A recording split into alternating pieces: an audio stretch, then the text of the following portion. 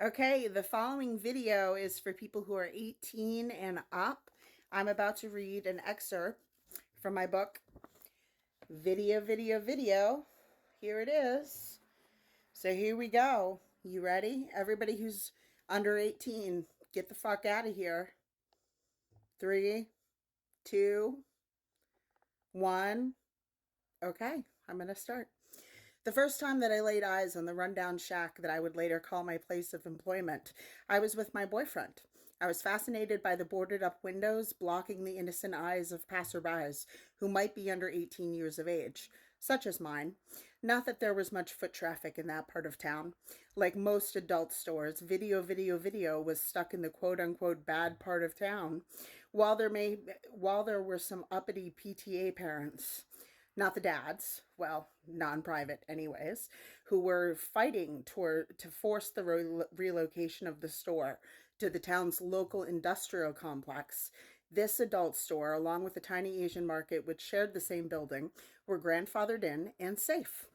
With its large parking lot empty except for a giant weeping willow tree with its innocuously basic name, though the store may look like it had a bad rodent infestation, one may possibly get tetanus.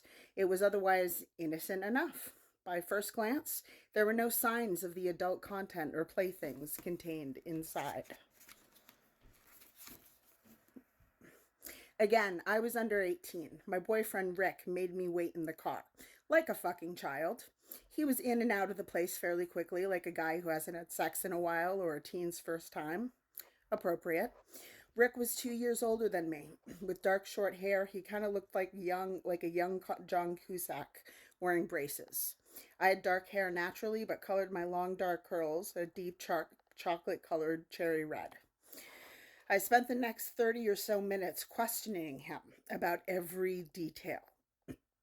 What was it like? What was inside? Did he get carded? What was the toy selection like? What was the whole selection like? What kind of porn did they have? Were there sex dolls out in the open? What was the strangest fetish category or video title that he saw? Did he buy anything? He remained tight-lipped and unimpressed. Then we drove away, went either to his parents' place or my parents' place and had sex, I assume. Anyways, I don't remember for certain, but considering that was mostly what we did when we hung out, how we spent our time together, that's most likely what occurred. That is why I was so confused when I told them that I had quit my job at the mall photography chain's studio, Touched by Life Portraits, called my friends, planned a road trip over the phone, then immediately drove my gray Saturn to the same adult store and asked the older gentleman with the shaggy hair and the army jacket for a job. And my boyfriend made it extremely clear that he was very unhappy with this decision. Why?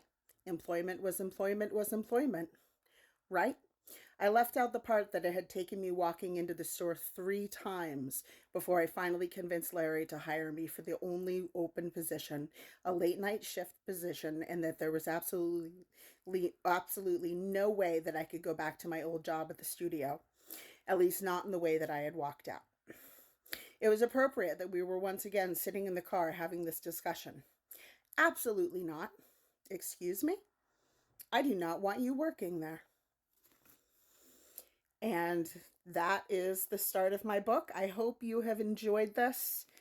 It's kind of a short novella, which is what you call a story that's not quite a short story. It's longer than that. But I promise it's good. It's fun. It's sexy. There are sad parts. There's heartfelt parts. It's all based on true stuff, true stories of what happened when I worked in an adult store. So I'm going to put up links. I hope you enjoyed. What the fuck do you want from me? Do you want from me? You seem confused by this question, yet you're the one who keeps switching. What the